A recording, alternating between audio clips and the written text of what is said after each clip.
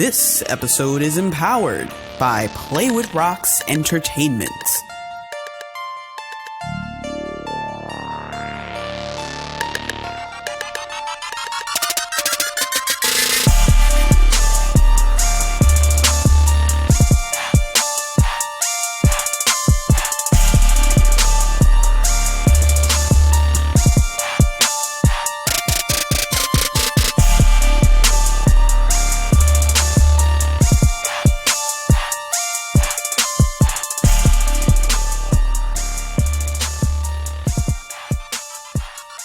Hello, and thank you so much for joining another episode of Waysoft Podcast. I am the host. Wow, just blanked out for a second.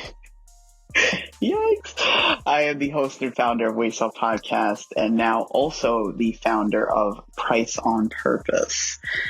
A little different intro here, guys. A lot's been going on. I've been dipping in, dipping out, but I always come back around again. You know that. If you've been following me for 5 years, it's like, where'd she go? Oh, there she is. Oh, that's a nice episode. What is this? Okay, got it.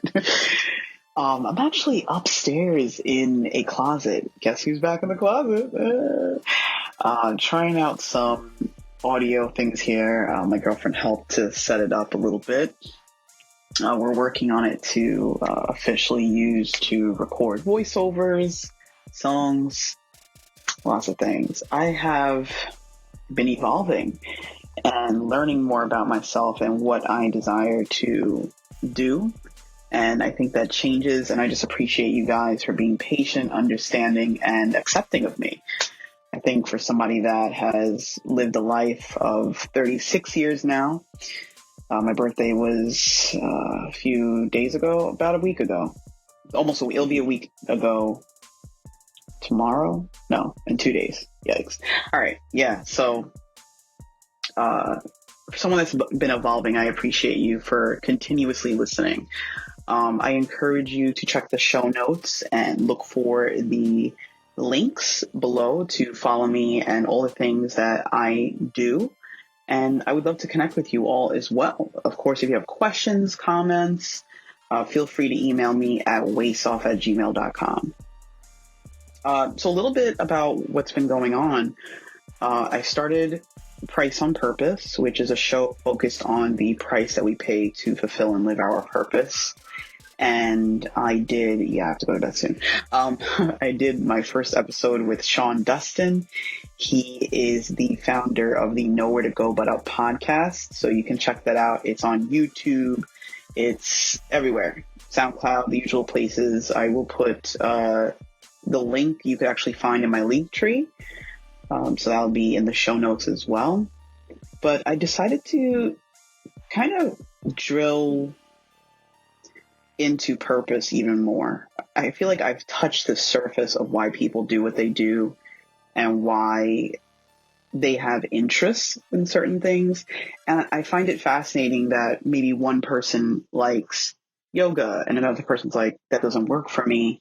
I like painting, whatever it is. I just find it fascinating. So I'm looking for, and if you are, please reach out to me at waysoft@gmail.com. But I'm looking for people specifically that have changed their personality and or identity in a sense and are living a different life because it's more fulfilling to them and they're using it to serve others and humanity. That's really specifically what I'm looking for. So if you feel that you fit that part, please write me.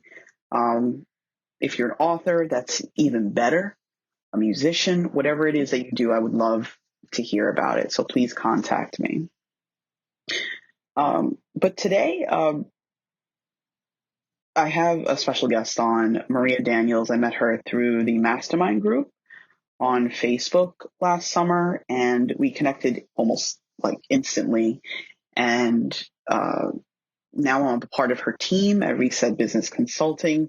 She has numerous shows. Her podcast is called Successfully Chaotic, where she focuses on the chaos of everyday life, but how to be successful with managing it.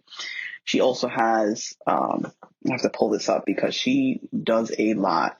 We also do a show called Spontaneity, which airs every Tuesday at 7 p.m.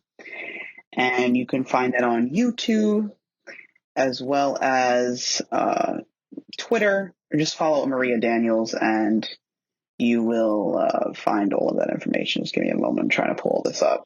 Jesus. Okay.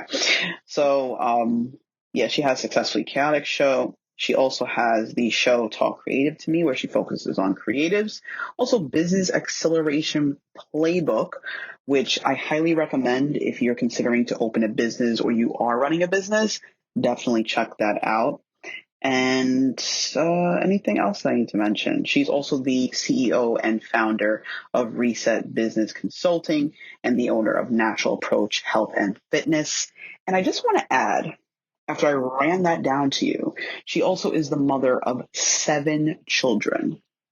So you may see why I wanted to interview her, because for somebody like me that I'm just starting to come out and evolve into me, I didn't understand how people are able to adapt in certain situations very quickly.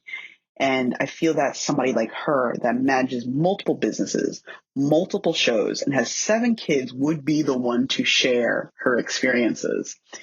And I wanted to focus specifically on motherhood, because I was mentioning to her about how sometimes women that have children, I've noticed, tend to lose their identity. So I wanted her to kind of share her experiences with her identity, her experiences with motherhood, how she went through some tough moments in her life, like having a miscarriage. She tells a lot in this, and I really hope that, you know what? I know you will. I know you will get value from this because you're hearing it from her perspective.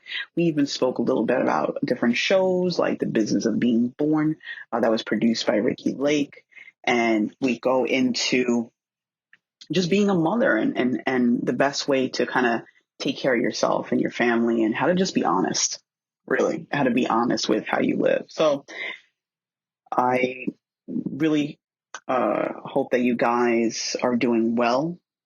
Please click the links below to follow Maria Daniels and to keep up with everything that I do, because I am all over the place and I'm taking it one step at a time.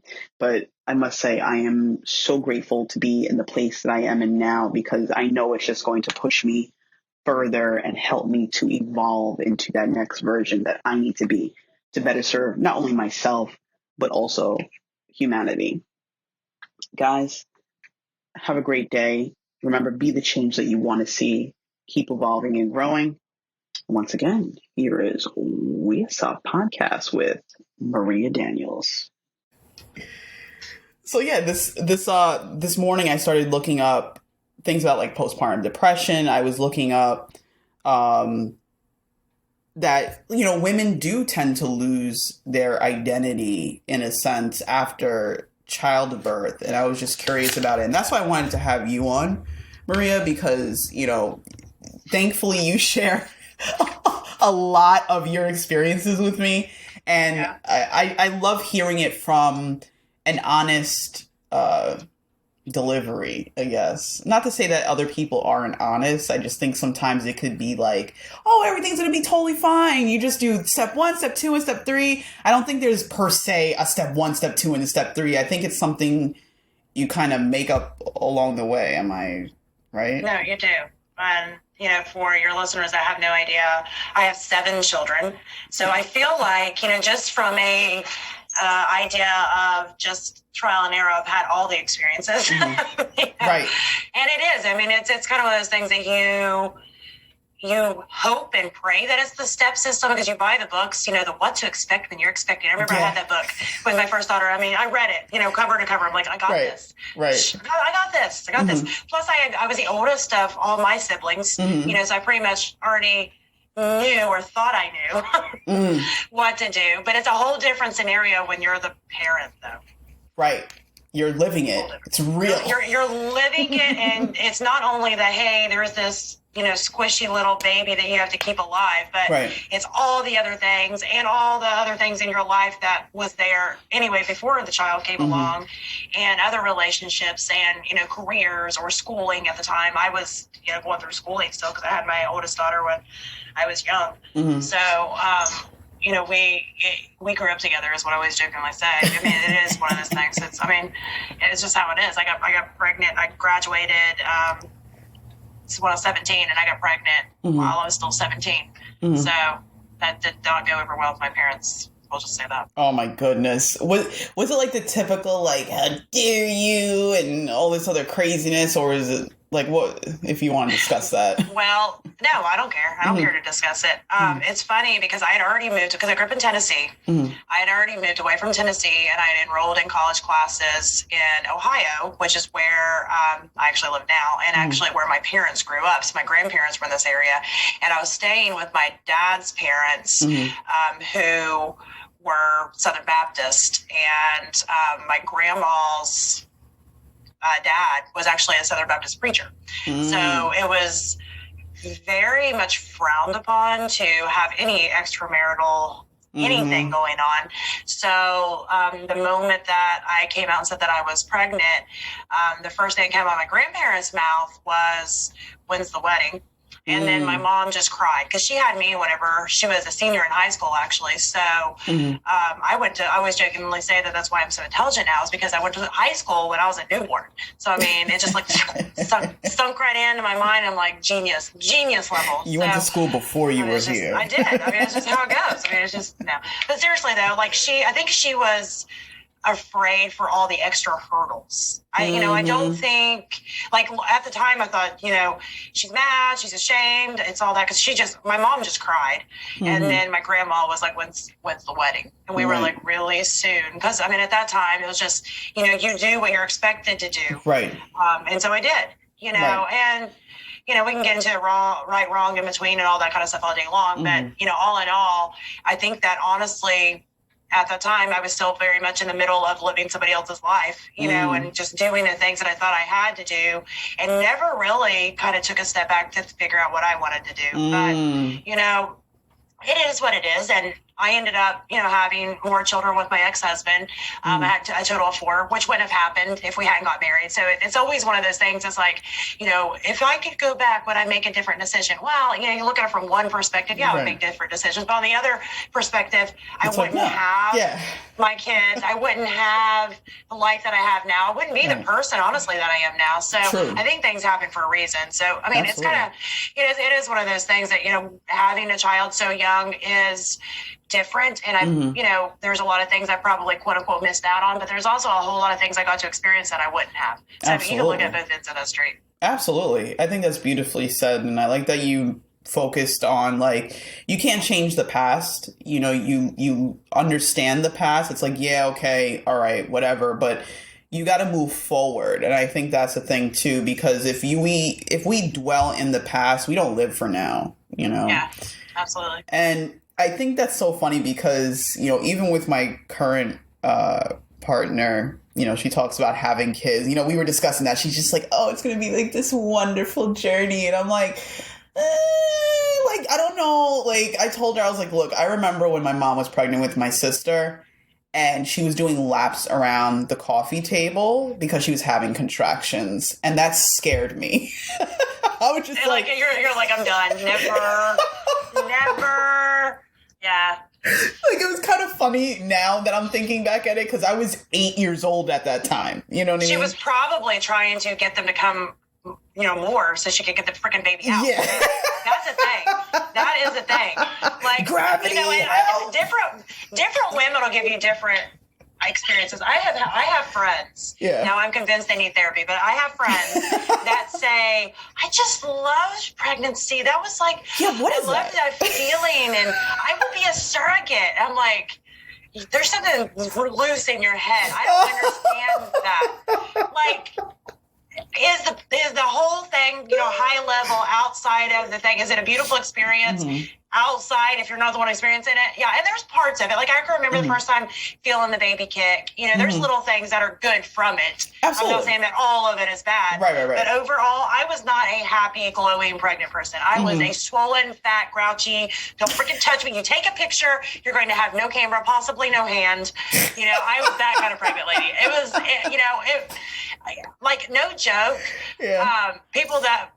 People are always surprised at me saying this, but I've had 7, like I said, and the least amount of weight that I put on was 55 pounds. Jesus.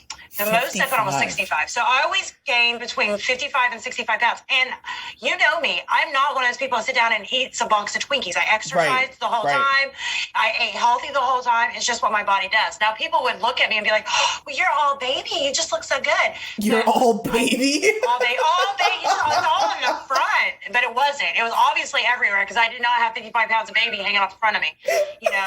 But, I mean, it was one of those things that I think that's part of it. Like, I do have big children. My smallest baby was 8 pounds 9 ounces, and my biggest one was 10 pounds. So, like, I do have big children, but not 55 pounds. You know, there was obviously some other things going on everywhere else. You know, so but it was just like I was miserable, and I got to the point that I would have to get on the scale backwards because fun fact, and I've said this kind of through my wellness company when I first started being really real. I struggle with borderline eating disorder when I was in high school. You know, it was one of those things that I didn't go like full blown, you know, bulimic or full blown anorexic, but I had an eating disorder to the fact that if it was like over a certain amount of fat, I just wouldn't eat it. If it was over a certain amount of calories, I wouldn't eat it. I would exercise many hours a day, multiple hours a day, and eat very, very few calories. And I did that up until I was in my mid to late 20s. Why do you think that is? Well, I mean, I can tell you why it is. It's, you know, when I was in school, I'm tall, so I'm 5'9". I'm technically 5'8" and 3/4. You know, it's easier to say 5'9". So I'm 5'9", 5'9", so I'm taller. So obviously, I'm going to weigh more than, you know, my friend who was, you know, 5'1", right? So in high school, they did this thing in gym class where they would weigh you in front of everybody. And they did. And I mean, I'm in school, so I'm younger. You know, I'm like 14. So I don't know anything about body mass or, you know, like all that kind of stuff. I just knew the numbers. And I remember I was the second or third heaviest kid in the whole gym class. Interesting. Including all the boys. So here I am. To my mind, I thought that meant I was obese and heavy and fat and all those things, but it wasn't that. I mean, I could show you pictures of me. I was very athletic build. I've always had an athletic build. It's just the way that I was made. But in my mind, I thought that meant that I was heavy and I was fat and all these things. So I just thought I had to, you know, control that, take care of that. And it affected me. Wow. It did. So that's something like you vividly remember, but like, do you remember like, what was their point in weighing you in front of it? Like, did they have... I think it was like a whole BMI thing. Like, they were just trying to teach healthy habits, quote unquote, which, again... I don't think that was the greatest way to... I ended up going into the fitness industry. I mean, it affected me too. That my first job was in the fitness industry as a personal trainer because it had got in my mind so much. And I actually absolutely hate BMIs. Not only because of that, but because I know now how inaccurate they are. You know, they're super inaccurate. But anyway, I mean, I think that was one of the things that kind of went along with one of the reasons I hated pregnancy, though, was because I was getting... You couldn't control that and aspect I'm getting on the scale. They weigh you at all your doctor's appointments for good reasons, again, but you're watching that scale go up, and it just brought back all of those feelings that I would have. Okay. So, you know, I think that all kind of tied it in together. I mean, at this point in time in my life, and even then, you know, I got to the point that I knew I wasn't heavy. I knew I wasn't fat, which, here's the thing. All body shapes are different. And even if I had been kind of fluffy and heavy, I mean, that can be beautiful too, and I know that now. But at that time, exactly. It's about health. It's not about size. But I didn't have neither going on. I didn't have, you know, but I thought I did. But anyway, I think that's one of the reasons I didn't like. One of the reasons I didn't like, you know, being pregnant was just I watched the scale go up, and I wasn't able to quote unquote keep myself in shape the way I felt like I needed to. Right. And, it would also not help that, I'd have friends who would be pregnant and they're like, I just can't put on any weight. I was just like, the doctor's telling me, I'm just like, really? You can't? And my doctor's going, ooh, you put on 5 pounds this week. What's up with that? I'm like, I don't know. Okay. I have no idea. That's the thing. I really watched the entire time. Right. So it was like, I would like sniff somebody's donut, like walking by and be, and it was depressing. Because I never ate that stuff. I don't eat that kind of stuff. You're not into like the sweets and the candy and things like that. So you're fairly, you consider yourself like a very healthy, aware eater. I call it that, an awareness eater. I'm very aware of, my eating. And now, I look at things from more a healing side and not, I'm still technically a trainer, but I still look at things from more of a healing side and a wellness side. So fats are something that I embrace as long as they're good fats. I eat a ton of good fats. And honestly, my blood work and stuff is better than it's ever been. Mm-hmm. So it's, anyway, we could get into that all day long. But yeah, we got to do a wellness episode. That's something that I really want to do with you. But I think that would be great. But as far as pregnancy itself, I didn't enjoy it at all. I got you. At any moment, like as far as like with any kid, a little bit more so than like. I wouldn't say with any kid. There would just be moments, I guess, moments I'd be like, oh, like I said, when you first feel the baby kick, you're like, holy crap. There's a person inside and me. It feels like a butterfly. It feels like that's the best way to describe it. Like if you got a butterfly, you're something first little kicks, you're just like a little butterfly. That's so weird. And that is a very cool. It's a cool feeling. It sounds weird. Right. It's actually a cool feeling. It's like, oh, okay. There's a life in there. You know that there is before, but you don't. You feel it. You're not. You're aware of it, but you're not like conscious. Like there's a different level of consciousness, I guess, in actually feeling that. Soon before I even took a pregnancy test, though, I could tell I was pregnant. Like I could. How did you know? For you? Well, I don't. I'm not gonna say always. With all, except my first one, I did not know with my first one. But from the rest of them, I did know. Like, I don't know. I could tell. I would get a different feeling. I would feel just warm. That's a really weird. I could just tell. I felt full and warm. Like, it was just like, and that would be my first clue. Yeah, got shit. Like,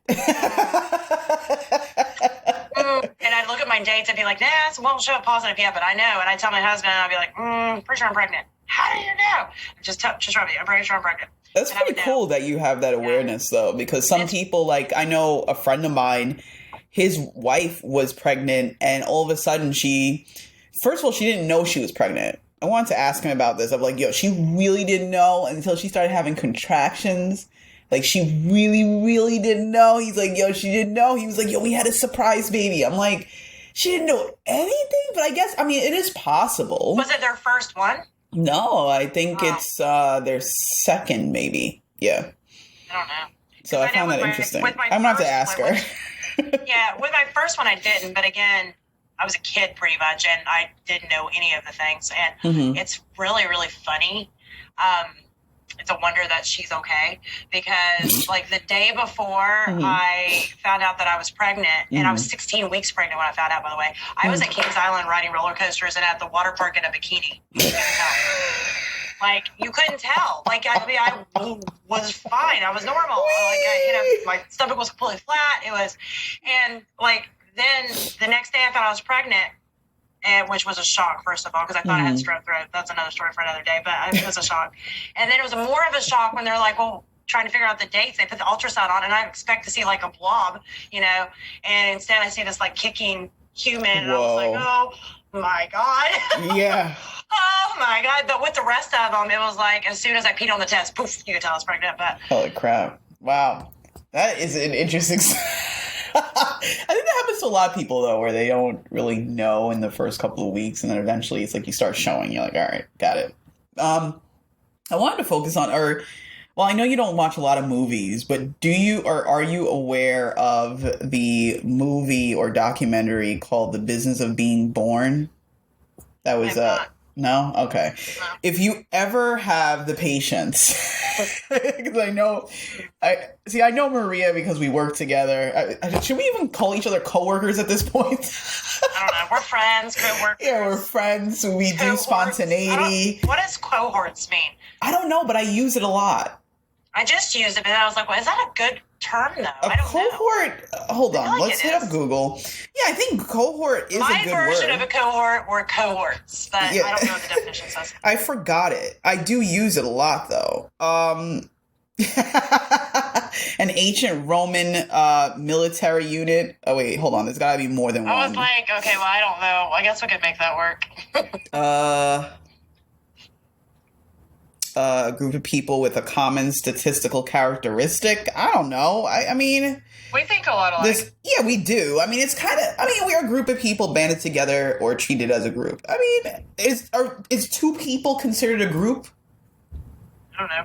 What if we add in our alter egos and our other personalities? Yeah, if you add the other personalities, yeah, we are a group. Okay, cohorts! Because I feel like I'm a group within myself. Like, what do you think, Maria? Oh, I think I'm the Caroline. Yeah. Well, so we are cohorts, okay? Yeah, there we go. But, I love this documentary because I watched it many years ago. I think this was back in the day when Netflix first came out.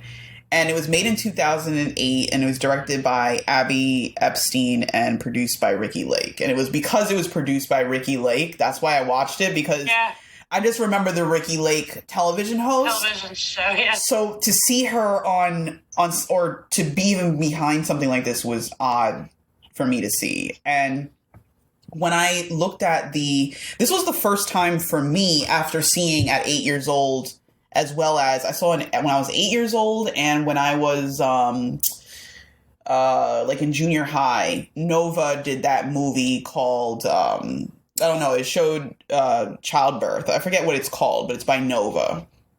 And it's like every school would show this video from start to finish how babies are made, pretty much. I already knew I wanted to know. Like in detail? In detail. Like, detail. So was it like porn? It wasn't like, no, this is what they did. They showed it, but it was with a camera inside the woman. Just imagine that. There was I don't know how it's possible. There was a camera inside of the woman. While all this stuff is happening. And you see everything like...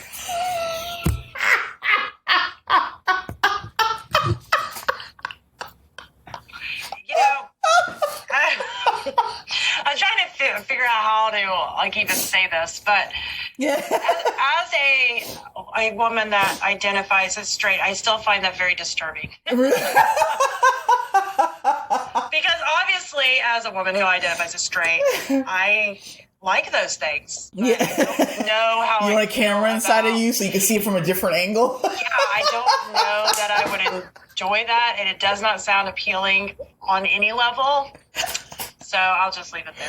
It was, you know what the funny thing is? Me at 8 years old watching this, because mind you, my mother owns this. My mom owns this video. That's a whole other question for a whole other day. Yeah, and I think it's because now that I'm starting to learn who my mother is at this age and who I am, I realize why I exist the way I do, because for more reasons than one, but also because she's very like scientific thinking, like I can't believe this is what is actually happening kind of person, and that's where I get it from. But anyway, this documentary was the first one that I saw that showed other options for having children, like besides going to a hospital, like really going in depth in the hormones that you exude or so during these moments. You know what I mean? That was the first time I saw that, and I was like, wait, what happens?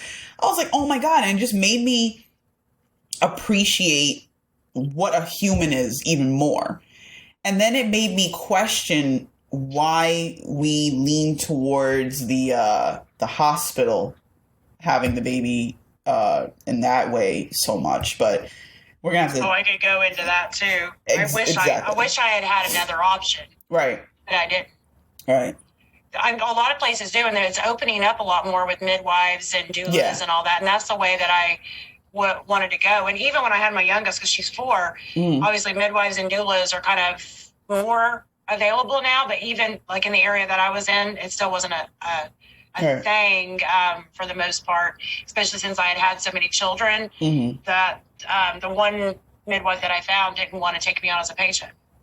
because they were afraid I'd go too quickly. They were like an hour and a half away from me. It was just like a whole liability thing. So, but yeah, we could talk about that all day too, because I think the way that they end up doing women in the hospital is actually borderline abusive. Yeah. It really is. Yeah. Yeah. It's like, I mean, I could go all day long and talk about that. Like, you're super in probably one of the most vulnerable states ever. Yeah. You can't think straight because you're in pain, obviously. Mm-hmm. And, you know, you have all these decisions. They're barking at you and they're scaring you with statistics to make decisions that you would never normally make. But at that time, you can't even think, you know, and it's you know, it's terrible. I was lucky enough and never did have to have a C-section. But I was pretty well harassed into being induced a few times because of quote-unquote risk. You know, and they scare you into it. They scare you into it. And I mean, you hear the horror stories and, you know, when you're pregnant, you're terrified of it. You know, you're terrified of missing something and losing the baby. And I lost one baby actually between my 8-year-old, my 4-year-old, which I was about 3 months along. But that impacts you. You know, it does. I mean, even at that, you know, with that gestation, you know, it impacts you. And, you know, I was always terrified at missing something because you hear the horror stories of the terrible things that, you know, families and women have had to endure as far as losing a child or, you know, a stillborn child or something. And, you know, that's already kind of played in your mind. And then when you have a health professional that's giving you these, you know, statistics, it scares you more and you jump and make these decisions that if you were actually given like the full, you know, story, the full decision in a time where you wasn't like completely in pain and can't think and all these things, you probably would have chosen differently. Right. So, I mean, it is, there's a lot of brokenness in that system. And trust me, I've been through it, you know, and I actually have a friend who is a doula, and we've had this conversation just about, you know, just how broken the system really is, you know, because from my end, obviously I can tell from my end, and she's seen, you know, it from her end. So it's crazy. It's crazy. So personally, if you don't mind me asking, like, did you give yourself time to heal from that moment? When I lost the baby, I did. Yeah. It's a weird thing to try to explain. It was a surprise baby, like several of mine have been. It was a surprise baby. So I found out I was pregnant. And I was like, oh, okay, well, here we go again, you know, type of thing. But you know, you mentally and physically start changing, you know, even that early. And you get used to the idea, start mentally just preparing your life, your family, all of the things. And then I remember that I got up one morning and I just didn't feel right. I was like, it was just an innate, I just don't feel right. And then the next day I started spotting a little bit. And I know it can be normal in pregnancies, but I've never done it with any of my other pregnancies. And, you know, my gut was like, something's wrong. Something's wrong. Because the day before I already knew something was wrong. That day I started spotting a little bit, something's wrong. Of course, I called my doctor. The doctor was like, well, spotting can be normal, but let's go ahead and get you an appointment. But I just knew something was wrong. And I had already, you know, I'd been to the doctor. We got to hear the heartbeat. So it was viable pregnancy. You know, everything looked normal up to that point. Went in for the appointment. And of course, they took me in to get the ultrasound done, still telling me like, a lot of women spot their entire pregnancy. And I'm like, okay. But I just knew, you know, I just knew something was wrong. Something was different. And I remember they put the ultrasound on me, and I'd had enough babies at that point. At that time, I didn't have, you know, the 7, but I'd had 6. And I've seen enough ultrasounds that I, you know, could help an ultrasound tech. Well, that's where you need to go. I feel like I can see them really well. Right. So as soon as they put it on my stomach, I could see that the heart wasn't beating. And she messed around for a while and went out of the room, and she said, I'll be right back. And, you know, she's not saying anything, but I know. So when she walked out of the room, I looked at my husband, looked at Chad, and I said, there's not a heartbeat. And he was like, are you sure? I was like, sure. I was like, there's not a heartbeat. So the doctor came again, scanned, and then they had to take me into the office to have the meeting with me to tell me that, you know, the baby had passed away and that I had options. So, you know, they gave me the option that I could go in and have a DNC, which is a dilation and curation, where they dilate the cervix. And, you know, you can, you know, expel the pregnancy, and then they clean your uterus up and all that kind of crap. So I decided not to do that. I decided to just kind of wait and let myself pretty much go into like a type of a labor where the body expels it itself. So it's a weird feeling leaving, knowing that you're carrying a baby that's not alive inside of you anymore. And even though the baby was small, you know, on the ultrasound, you know, it had fingers, it had a head, it had legs, and it was, you know, I was almost into my 4th month. And so, you know, it's a person, you know, on the screen. It's just a weird feeling knowing that you're carrying this person, but they're not alive anymore. And then you know that you're going to have to give birth to the person. And, you know, society doesn't consider it a viable pregnancy unless it's past 20 weeks. So there's no funeral, there's no burial. It's this weird dynamic to where you're still mourning this loss of this human life that you were expecting, but society tells you that it didn't exist. So I just remember, you know, I went on for another couple of weeks, and I woke up, you know, one morning and was having contractions, is what they were, you know, contractions. And, you know, my husband wasn't sure what to do. He was like, should I call off work? Should I go? And I didn't know what to do. It's not the same. You know, obviously, in normal, when you're having a baby, you know, obviously I'd be like, yes, you're staying, you know, but in this situation, it was just like this awkward, like, I don't know how to feel. I don't know what to do. I don't know what to tell you to do or how to feel. Sometimes it's just go ahead and just go to work, because I was just trying to figure out what to do. I ended up being there, you know, by myself when the baby came out, and I didn't know, like, I was frozen.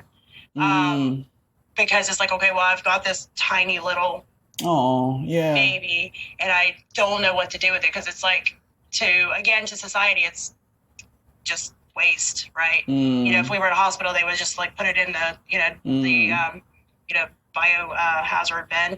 But, you know, to me, it was like, okay, well, I don't know what to do.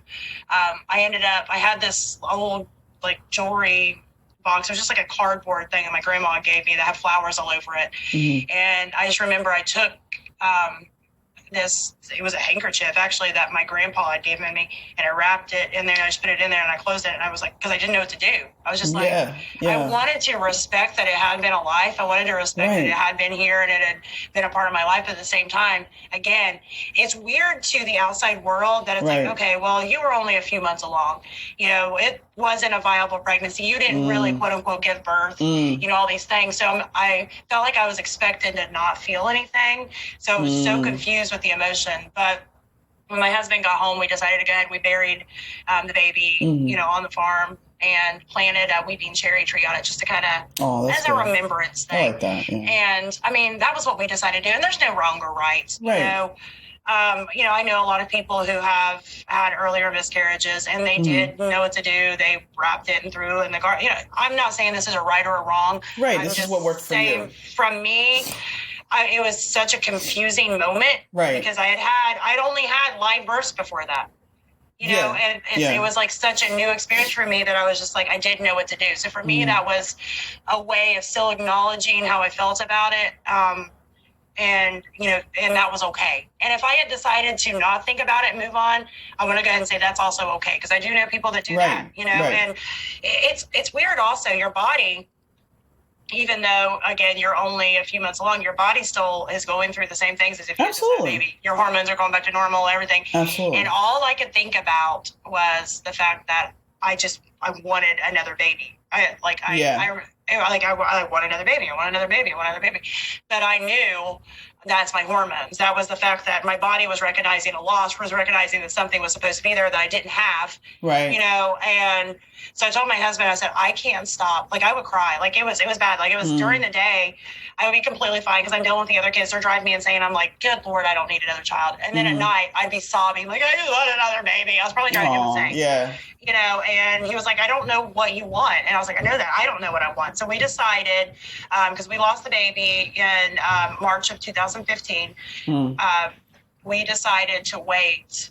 And if I still felt the same way, by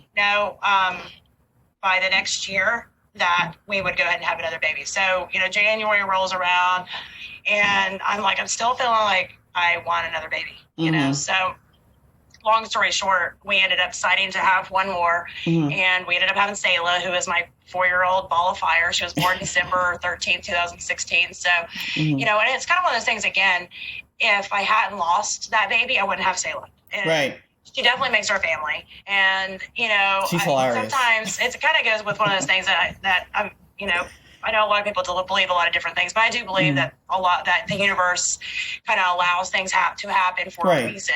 Right. Because if I had that child, I wouldn't have had Selah. Right. You know? So it's like with what I was saying earlier, just about, you know, the question that you could ask, if you could go back and change anything. I mean, of course, I wouldn't want to experience, you know, losing a child. But at the same time, I'm glad we don't have to make those decisions, because it also would be choosing to not have Selah. So it's like, you know, there's no good decisions, which is probably why we don't get to choose those things. Right, you know? right. Nature is always going to dictate what's going to happen and what's not going to happen. Yeah. And, you know, we wish we can, you know, put our hand in there and be like, okay, nope, we're going to change this. We're going to fine tune that. It's not always how it works. You know what I mean? And I'm grateful that you even shared this story, because even recently, different people that I've been speaking to, they've been telling me about people they know that have had miscarriages. And I'm like, I don't hear about that enough. But then again, I'm not a mother. I'm not around a lot of mothers. You know what I mean? Yeah. And I think, like I said, I think it is, like, you hear a lot of people talk about stillbirth, which is horrible. And I've never gone through that. And I don't want to even imagine it. You hear about that. But again, like, when people suffer a miscarriage, a lot of times it's not talked about, because, again, society says it's not viable, because after 20 weeks is considered a viable pregnancy. They don't consider it viable before that, which, you know, you can get into the right, wrong in between, whatever. I'm not getting into the discussion. That's personal decisions on everybody, whatever. But for me, it was viable to me because I felt it. You know, I got used to the idea of it. I experienced the feeling of the loss and the grief whenever I lost it. So for me, it was very viable. You know, so I think it's one of those things. It's like, other people don't know how to react. You don't know how to react, because it's, you know, it's looked at as like, well, it's not as bad, quote unquote, as having at least it wasn't stillbirth. You know, I would get comments, and they meant well, but it'd be like, well, at least you weren't farther along. And I'm like, yeah, at least I wasn't farther along. Because I mean well by that. Right. But at the same time, that was still my child either way. Right. You know, that was, you know, a little girl that was supposed to be my little girl. You know what I mean? That was, she was there. She was real. She just couldn't survive outside of my body at that time. So, you know, but I think people just don't understand. And so if you've not been through it, those are things I always thought too. You know, I always thought them. So I think that's why a lot of people don't talk about it, is because it's like, as a person who experienced a loss, if you weren't like really, really far along, you don't even know what to say or how to feel or how to express it. And other people also, unless they've been through it, don't know how. So it ends up being this kind of miscommunication. So I remember you were discussing, like, when we even first started talking, you discussed how you were in like the corporate world. So by that time, like, when you started that corporate job, like, how many kids did you have at that time? Let's see. Well, my first experience was when I got divorced. I started working for a marketing company then, because I was working as a trainer before this. So this was, I started working in 2006. Yes, 2006. Working with marketing, because at the time, me and my ex-husband were not doing well at all. And I had been working as a personal trainer before that, which was great as a second income, but, you know, raise 4 children by yourself, not so much. So I started looking at, okay, well, what else can I do? And I didn't know what else to do. People even asked me, well, did you just always know you wanted to be in marketing? No, I had no idea, no interest, no nothing. I loved the wellness world. That's what I always loved. And my idea to start to go, and I got certified through AMA, American Marketing Association, was only because I needed to be able to pay my bills. Right. Because it was like, okay, well, I don't know what to do. And I started thinking, well, what are some options? Like, I started just like, and I'm like, well, I do all my own marketing. I'm doing the marketing for the gym and doing marketing for all my MMA classes. Like, I was doing marketing. I was, you know, I was naturally, I guess, quote unquote, good at it, but I didn't really call it marketing. It was just, I needed to sell these packages. I needed to sell training sessions. So you know what you got to do. So, you know, I ended up kind of looking at that, you know, going on that angle, because I had been told in the past, you're really good at sales and marketing. You're really good at sales and marketing. I'm like, yeah, but I didn't think about it as a career path until I needed something else. So I ended up kind of going, and I had the 4 kids, started working in the marketing, sales and marketing sector. And I wouldn't say it was love at first sight, but I was naturally good at it. And it wasn't until, I tried a few different kind of corporate company positions that I kind of found a niche within the marketing world that I was good at, but there was still some brokenness because, well, it was the corporate world. Yeah. Welcome. Yeah, exactly. But how did you balance? So you had 4 kids at the time. Mm-hmm. And at that time you said you were in a situation that wasn't necessarily healthy in the relationship world. How did you balance having kids, 4 kids to take care of, and do that? Like, how did you manage to function, I would say? I'm laughing only because it was like sometimes you didn't. And I mean, that's been an ongoing theme. Even when I had the 4 and I ended up getting divorced, I was single. And it was a struggle. It was like sometimes things would go well, and I was still training because I was doing both jobs because I needed all the dollars, right? And it's a balancing act. And even whenever I ended up getting remarried and I wasn't a single income anymore, we ended up having a child together that was special needs, and well, his special needs. He's 11. He'll be 12. In May. But when we had that child together, I was back to the drawing board of, okay, what am I going to do? Because I can't do this, I can't do that, I can't. And I think that is part of really of a lot of what I talk about now in all the things, which like I said, I have 7 kids now and a couple of small businesses, and I do host a podcast, but my core message behind all that kind of stuff is it's always going to be a balancing act. And it's never going to be this thing where it's, well, now it's all balanced. Because even if you have that for a moment, right, trust me, life's going to throw something at you and it's going to get chaotic again. And you're going to have to be figuring it out because that's just how life is. And, even if you're a single person with no other people, life can throw curves at you, right? Absolutely. You can end up sick, you wake up with a headache, whatever. Life throws things at you. But the more people you add, the more layers of chaos that are added to it. And, again, I have a large family, so the chaos is rampant. Yeah. So, it's just kind of one of those things that I tried to work, against that idea. I kept running full force thinking, well, if I get this to this point, then it'll be balanced and I can breathe and I can figure it out. I kept trying to just figure it out. Like I thought there was some kind of magical cheat code out there that somehow I was going to crack. And then it was all going to just lay out just smooth and perfect and I could breathe.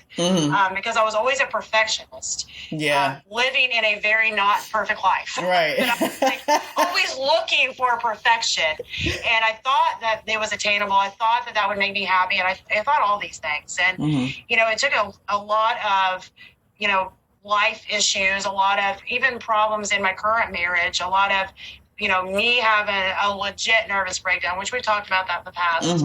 But for me to figure out that I was the one causing a lot of my own problems. I was the one causing a lot of this. So, for all those people that are thinking that, it's like, well, how did you balance it? And because I even had people that saying that, well, how do you do it all? I get that question a lot. I don't.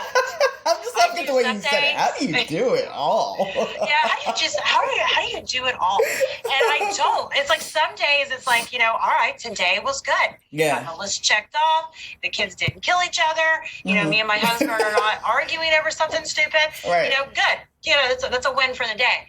And I think it's, the biggest thing for me is just going ahead and figuring out that, you're going to have the good days. You're going to have your crappy days. Most days are kind of going to be in between. Yeah. It's just, that's just life. That's how it is. And it's all about the journey. It's all about recognizing, changes in your life and kind of going with the flow. And, that is honestly what makes life worth living. And it sounds like, I guess that shows my age at this point, that, when you get older, you always, or when you hear older people, when you're younger, they're always like, well, it's all about the journey. So I feel like I hear myself saying these things now. I'm like, I have crossed that hump. Then now I'm on the other side talking to the others going, well, it's all about that journey. I say it now myself. You'll miss those moments. It's like I catch these things falling out of my mouth. I'm like, damn it. I'm officially old now, so it's fine, whatever. But it is. I think the reason people end up finding those things out and say it when they're older is because it takes that long before life smacks you in the head enough times where you're like, oh. Yeah, you need time to just like we were talking about the other day on spontaneity. like the experiences. Like, that's what's going to mold you. That's what determines who you are. You know what I mean? Because you're going through these things. They're flying at you a mile a minute. And you're just like, you're trying to balance it all. And then you realize there's no real balance. It's just like you kind of take it as it comes to you and you mold it along the way. And then you have a vase or a vase, however you want to say it. I say vase because that's how I say things, but vase. Vase. It's a fancy way of saying it. Is it vase or vase water? Vase. I don't know. It's. I don't know. We'll just change subjects because it's a little good on that talk. But I think that, I always explain the balancing act of life. You know, we hear work-life balance. I always explain it like a big balloon game. Mm-hmm. And I've probably said this analogy to you because I say it all the time because I think it's a good analogy. It's like, when you're a kid and you blow these balloons and you're playing the balloon game where you're just trying to keep them all in the air. Yeah. That is how you balance life because it's like, oh, you're popping this one up. Well, obviously, if you're popping this one up, these two have started stinking a little bit on the other side. And you have to run over there and you got to pop those up because you don't want them to hit the ground because that's where you lose, right? So with the work-life balance, for me, I figured out it is a giant freaking balloon game. You're just trying to keep all the balloons in the air and not let them hit the ground. And that's where you really have to think about, what balloons, that you're allowing to be added into your game. Absolutely. So, therefore, what things are you allowing to be added into your life? Because every single thing, good, bad, in between, takes time, takes effort, takes, mental, accomplishments, takes mental stability, takes all those things. So it can suck all the mental stability from you if you get too much of it. It's just kind of one of those things. And I've had to tell myself that because, I like to do all the things. Yeah. I have all the ideas, and I've had to budget myself. We talk about budgeting our dollars because obviously we only have so many dollars, but we also have to budget our time because we also only have so much time. And actually, time is more important to budget because you can get more dollars, you can't get more time. Right. And that's a hard one. That was a hard one for me to realize, too, because, again, I'm the person with all the ideas. A lot of entrepreneurs are visionaries and we just get all the ideas. It's just who we are as people, which is great and terrible. So the way you have to kind of do that is you have to kind of come up with a way that works for you to be able to balance, again, not 50-50 balancing. When I say balance, I'm talking about just not letting it, hit the ground. Try to balance it within your own life. But for me, what I figured out is I have a brain dump journal. That all the things that come to my mind, I write them down. Same, and then I have a time that I schedule every week. I look at it, and some of them are laughable, the things I write down. Yeah. What the heck? That's the stupidest idea I have ever had in my entire life. Yeah. And then some of it's like, okay, that's a good idea. That'll actually implement into what I'm doing right now. We can go put that into use. Or sometimes I'll be like, okay, I love this idea. Let's go back to that. But right now, I've got too many kind of irons in the fire. And I have a rule within myself that I only, high level projects, I only have 3 in play at one time. And high level doesn't mean the fine details of each project, because obviously there's 4,000 in there, but high level, I only have 3 focus projects at one time because I want to have 4,003, but I can't do them. And then I get frustrated, and then I get anxiety, and then I have a mental breakdown, and then I sit on my bed crying that I quit everything while guzzling an entire bottle of wine. And I'm saying that because it's actually happened. So, I know this. I know this about myself. So I've had to budget myself to say no. You have 3 projects. Which projects are you going to, pause or move aside for now or whatever? Because you're only allowed to have 3. 3 projects at one time that you're working on because, we think, 3's not that many. I can do 3. But again, within those 3 have different 4,000 things that have to be done. So it's still very ambitious. And a lot of people would say 1. And I tried the 1. But again, you got to know your own personality. And my personality is I like to do all the things. So 1, I don't like 1. I don't like 1 because it makes me kind of go off my budget because I cheat on it. I'm like, forget it. I'm not freaking doing it. I'm just not doing this at all. I'm not doing this at all. It's a stupid game. So I know that about myself. So I have to give myself a little more leeway to know that I get bored doing this right now. I can move over and work on this a little bit and then work over and move on this a little bit. So for me, 3 works because I can still move around and do quote unquote different things. If I get bored with that today, but I'm not, overextending myself. So. Right. very long version of how do you balance things. But you know what, you asked for it. I'm a podcaster. Podcasters talk a lot. No, I love it. No, I love it because you're open in sharing your story. We do a show Spontaneity together, and I knew that you were going to tell me the good stuff. You know what I mean? But that's why I wanted to discuss this with you, because I feel like, even one time I was on Facebook and I saw somebody, even ask, like, how long does postpartum last?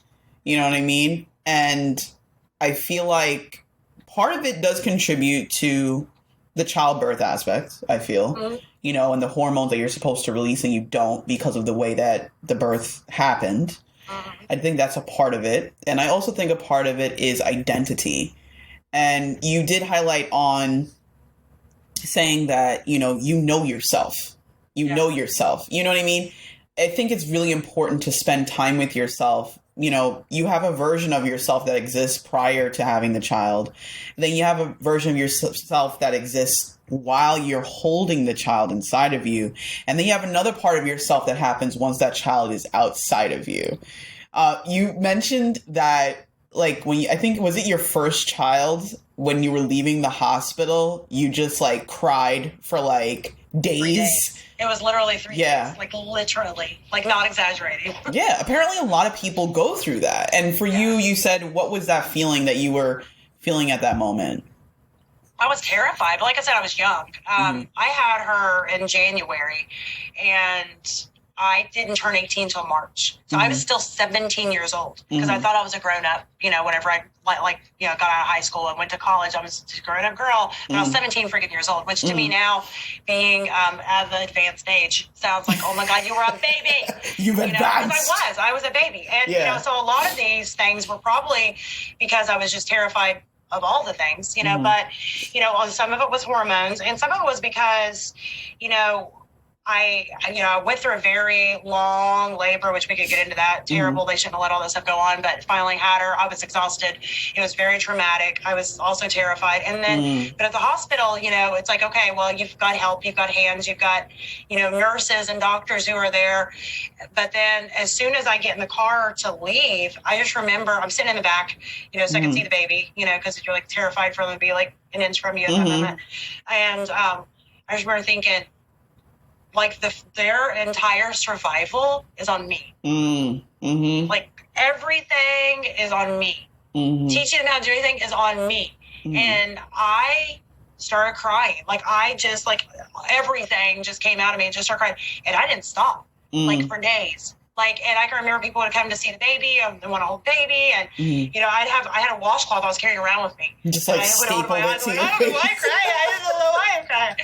Because it was just like waterworks, and part of it was, again, probably hormones, and part of it was just I was terrified because I had this like perfectionist quality. I always did. I had this perfectionist quality to me, and I wanted to be the best mom, and I didn't know how. I didn't know what to do. I barely, knew how to, start to become an adult, so I was like terrified. Like, how do I do this?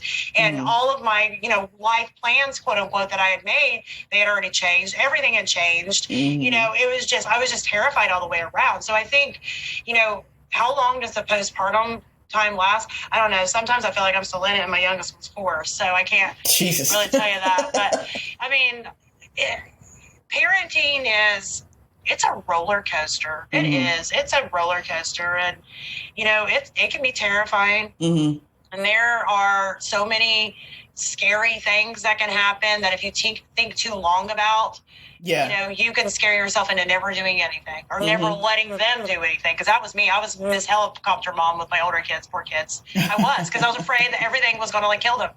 I was afraid that they were going to I wouldn't let them do anything. Like, I was terrified. I was just like, but again, you have to kind of look at, again, quality of life. Right. What are the, I don't want them to be miserable. I don't want to keep them in their bubble of safety. No. Right. No, type of thing. But I don't know. You go through I feel like I've been 10 different mothers. I think that happens because you have different kids. You have a football team. It's how it goes. It's like, okay, well, that didn't work so well with that one. And then add in the fact that they're all different. They're all different, yeah. They're all different. You change, the kid changes. You know, that's what I was even talking to Natasha about the other day. It's like, okay, so now you have this child, and then they're going to be one version when they're a baby. And they're going to do all these cute things and sometimes not cute things. Then they become a toddler. They start to walk. They start to talk. Now they talk back to you. You know what I mean? They answer you. At that age, it's still cute, though. It can be, absolutely.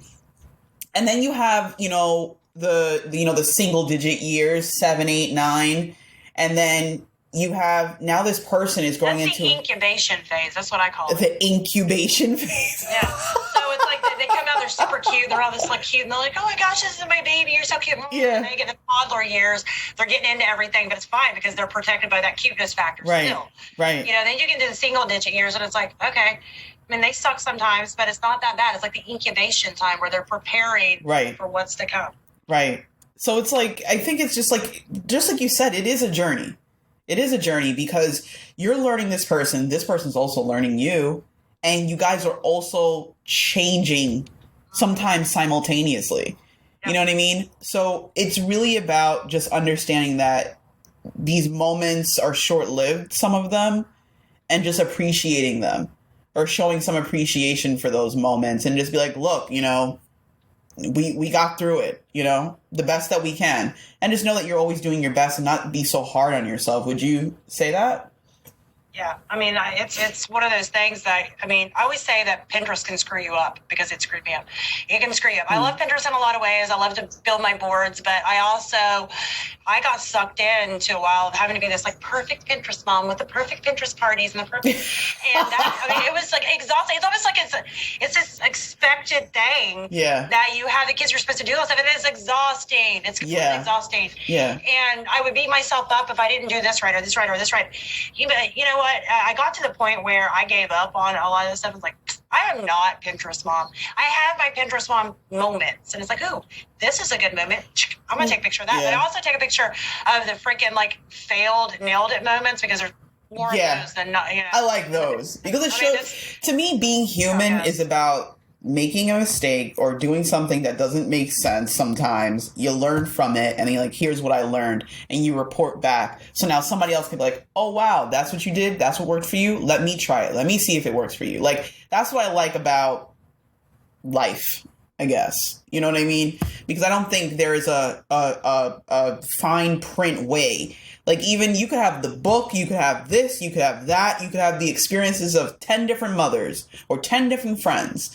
But at the end of the day, the only experience that's going to work for you is yours. You could take a little bit, but you're writing the book as you go along.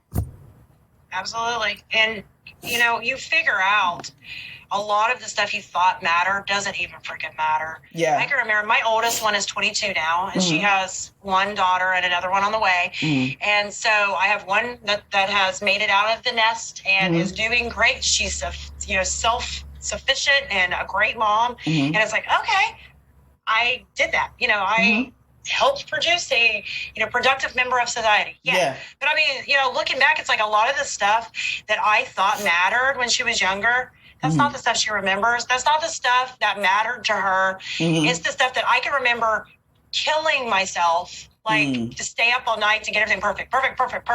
Keeping all the house perfect.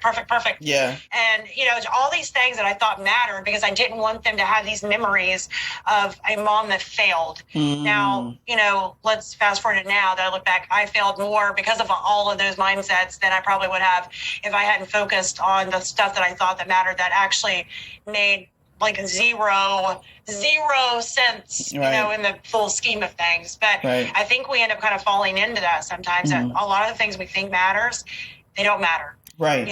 They don't matter. You ask my kids about, my older kids especially, they're 22, 20, and 18, the memories that they have, the stuff they remember is giggling in the back of the car. And I've told you the story while they're screaming, "My pretty house forever." And I'm getting angry. I'm like getting angry because that's the worst game ever. They'd see this house, they'd fight over whose house it was. They had to scream the loudest, "My pretty house forever," and it was that person's house. So, as a parent driving the vehicle anywhere, you're hearing that, and you're just like, ah! To me, that was a failure moment because I'm getting angry. Yeah. And I'm going, oh my God. it's none of your houses. It's none of your houses, you know? And then I beat myself up that I wasn't this like happy mom, like, yeah, kids, Right. got a beautiful house, but that's not my personality. It's not. It's never been my personality. I tried to force it a few times. Didn't end well. I am not Snow White as a mom. That's not how it goes. I'm more Ursula like, but you know, whatever. But it's just, it was one of those things that a lot of these things I remembered from my version was like, oh, I remember like yelling, no, it's not none of your houses. That's a fail, terrible mom. They laugh and giggle about it, and that's one of the best memories. Which also shows to my children, because it's like, oh, we were an annoying mom. That was one of my best days of my life. You know? That also shows to my children. But I think we put so much pressure on ourselves as parents, you know, and I can only speak from the mom standpoint because I've never been a dad before, but whatever, you know, I'm sure that they've got their own stories, or grandmas, aunts, uncle, whatever, whoever's raising the kids got their own stories. But, you know, for me, it's kind of like these moments as a mom that I, you know, look back on and I think, oh, I should have done better. And I mean, there are lots of things I could have done better on, but a lot of the things, it's like, okay, well, that's not how they seen it, you know, and, you know, it also goes with that saying that, you know, some things I didn't know until I knew them. You know, I didn't know not to helicopter them, and I was actually doing them a disservice, you know, by helicoptering them, trying to keep them safe from all things. And, you know, it's a balance, and it's a learning. You're learning the entire time, and you're figuring out, oh, okay, well, that didn't work, you know, or I should have done this, or I should not have done this. And it's always trying to tweak and figure out, you know, what you should do, could do. And I'm a completely different parent with my youngest one, my 4-year-old, than I was with my 22-year-old. It's just who it is. I'm a different person now. Yes. You know, I'm more self-assured as a woman, as a mom, as all the things than I was then. And I think, you know, we kind of come into our own footing and our own voice in our own time. And, you know, unfortunately, I wish I could go back to younger Maria mom and be like, it's going to be fine. Let them be their own self. Don't try to mold them into something that's going to make, quote unquote, life easier for them. Because that's what I kept trying to think. I wanted to save them from all the hurt. I wanted to save them. So but they got to go through it. I tried to pave this path for them. But, you know, most kids are very independent from a young age, and so they fight that path.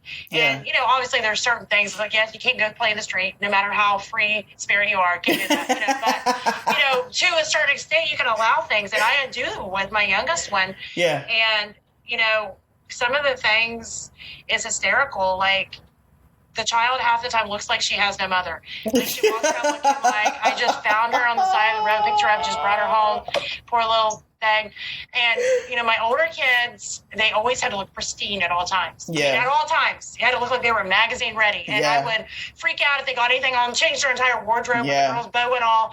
And I look back now, I'm like, why? Like, Sayla half the time, I mean, she literally looks like she doesn't have a mom. Where's your mommy? Where's your mommy at? And I am the mom going, whatever, just get in the car. Just get in the freaking car. I don't even care. You know, it's just because it doesn't matter. It doesn't. I'm not going to sit and argue with a 4-year-old over fixing her hair. As long as she's happy and healthy. If they get in the car seat, they rip the freaking thing out anyway. I'm about that. You know, it's like, you want to look like this, that's fine. You know, you want to wear these pants that you call the beach jeans 3 days in a row. Oh, that's what she calls them? Dirty. She calls them beach jeans. I don't know why. Is she still in them today? No, we have a rule. This is a sad rule that we have in our household now. But I have to say, have you wore them more than 2 days? Some people would say 1 day. Some people would say half a day, whatever. We have to say 2 days because she was wanting to drag them out every single day and put them on, and I would have to try to get up and wash them so it wasn't a fight. And again, this is one of those mom moments where I'm like, I am not going to get up in the middle of the night and wash her freaking jeans just because that child's going to be stubborn. Yes, I want her to be her own free spirit, but there's still going to have to be like some rules, and I'm not getting up in the middle of the night to wash her freaking jeans just because you don't want to wear something else. So I had to sit and have the talk with the 4-year-old to go, okay, I'm going to, as long as you don't get something on them and they don't smell bad, you can wear them for 2 days. Right. You know, how does she feel about it? Yeah.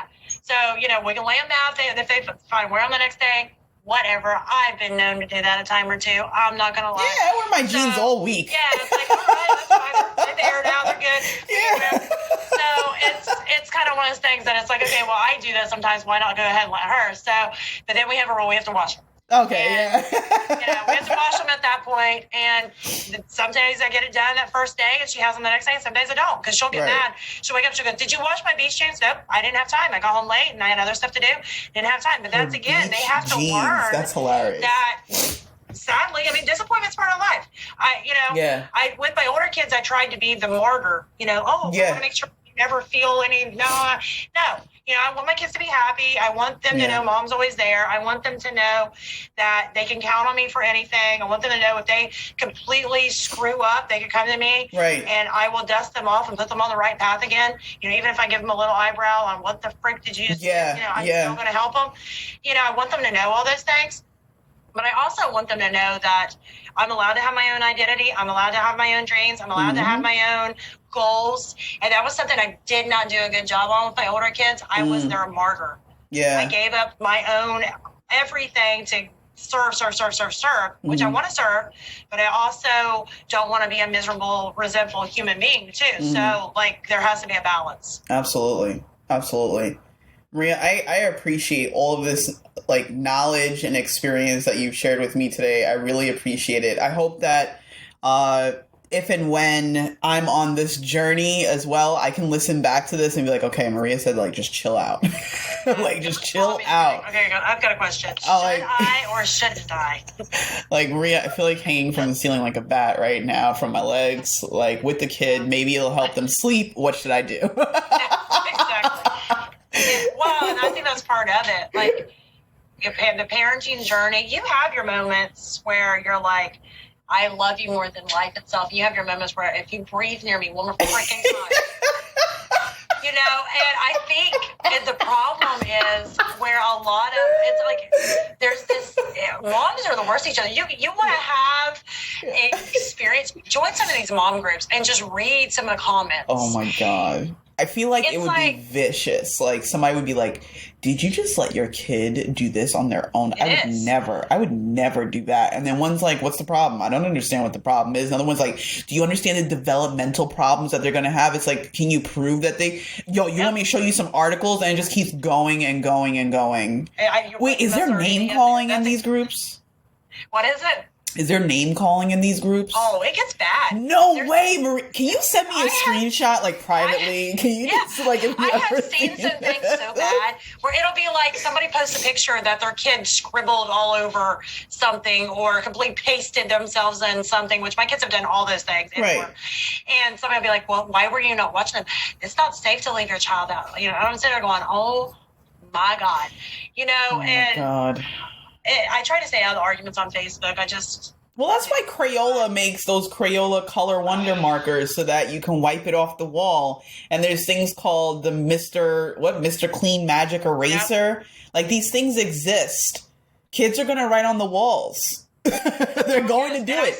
You're going to think you can see. You posting something like, my kids are driving me crazy. I'm having to have this glass of wine because I'm about to beat them. Yeah. First of all, 9.9 times out of 10, if you're posting on there, you're not actually beating your child. You're just saying it because you're saying it's a vent. It's a pressure release valve. Yeah. And I have seen those moms hopping in there going, that's a ridiculous thing to say. And why are you drinking? And you should be enjoying childhood. You're the one that chose to have your children. And it's like, oh my God. We're allowed to have these human emotions. Right. Where it's like, yes, I love you, but freaking leave me alone. We have the right to feel. Yeah, I always say, I feel like sometimes we forget we're emotional creatures. We forget that we have feelings and that sometimes they're hurt, sometimes they feel great. We're not always going to be this straight edge, always happy, always this. We're going to have up moments, we're going to have down moments in between and all that craziness. But I do want to say, first and foremost, Maria, thank you. Absolutely. I appreciate your time. And where can we find you, just in case there's a mom out there that's freaking out, or a mom out there that's not freaking out and she's like, how do you manage a football team and several businesses? Where can we find you? Well, you can find me. Obviously, my podcast is called Successfully Chaotic, and it's all the podcast places. We have a website, successfullychaotic.com. Mm-hmm. You can also find my Facebook personal profile is actually public. And my name is Maria Daniels, and you can find me on there. willing to connect on there as well. I own a business called Reset Business Consulting and some other stuff. I'm not going to sit here and spend the next 30 minutes talking about all the. I'll do the intro for you. Yeah, it's fine. So you can just connect with me if you want to just chat about parenting. That's great. If you want to chat about how your husband drives you crazy, I also got plenty available on that. If you want to chat about, business ownership, the good, bad, and the ugly. I'm completely real, raw, and authentic on all those things because on all of the levels, no matter what it is, there is the good, bad, and the ugly. Even if you love it, there's still the good, bad, and the ugly that's mixed up in there. And I think that's the biggest thing that people need to realize is that, even if it's something you love and you want to continue to do, there's still going to be the annoying moments. There are going to be the moments you think about quitting. There's the moments that, you're going to be like, why did I choose to be a mom? Why did I choose to, but you only think that for a second because the next second they do something cute, like, oh, I just love you so much. Yeah. That's part of it. It's part of being a human. You know what I mean? It is. We have these things. I mean, there's been times I look at my husband going, I wish I was single. Do I actually wish I was single? No, I love it. Right. But, most of the time. Sometimes I'm choking, but I love it. It's like we have those moments, and that's okay. So that's what I want to end with. Whatever you're feeling right now, that's okay. Thank you. That's actually a perfect ending. Well, there you go. Boom. Thank you so much again, Maria. I appreciate your time. Anytime.